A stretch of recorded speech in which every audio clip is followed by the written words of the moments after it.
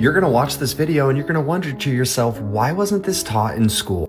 Today, let's talk about one of the most awe-inspiring groups I have ever come across and learned about, the Lakota tribe. When I tell you they were done dirty, I'm telling you it is disgusting. Let's dive into it. So the Lakota territory encompassed the larger portion of the northern Great Plains. You can see it here.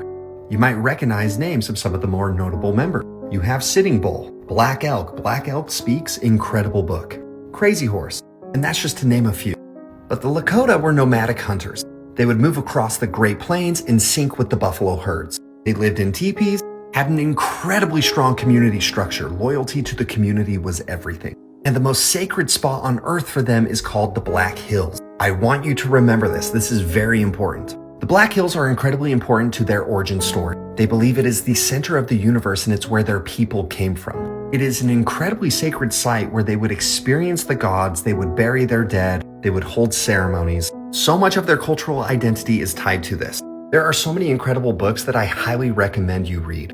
Lakota Way, mind-blowing. Black Elk Speaks, mind-blowing. My People by Luther Standing Bear. The list goes on and on. What's fascinating is when you read these histories, you constantly hear about the yellow metal that drove white men crazy. And as settlers would push out, their land continued to be more and more encroached upon. But the thing is, they didn't view it as their land. They had literally no concept of land ownership. How can you own the land? So the government would come in and they would make these treaties.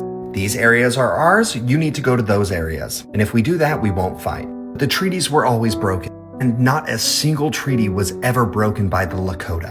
Here's the thing, the Lakota are incredible fighters. That's not just the men, it was the women too. There were many battles where the US suffered heavy losses. So the government would get all the chiefs together, they would sign a new treaty. The one thing the Lakota said in every treaty was, do not touch the Black Hills. That is sacred to us. And the government's like, yeah, we won't touch the Black Hills, you can have it, it's yours. Oh, by the way, if you haven't heard of the Wounded Knee Massacre, 500 soldiers came upon the Lakota. It was about 350 men, women, and children. Tensions were high at this time because there was a widespread movement called the Ghost Dance Movement. You can learn about it in Black Elk Speaks. It was a spiritual thing. Soldiers ordered the men to surrender their weapons.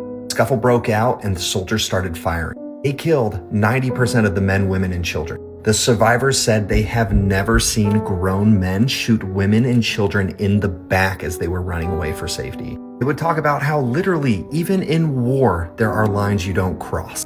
And they never did. I want to talk about two treaties that were signed. In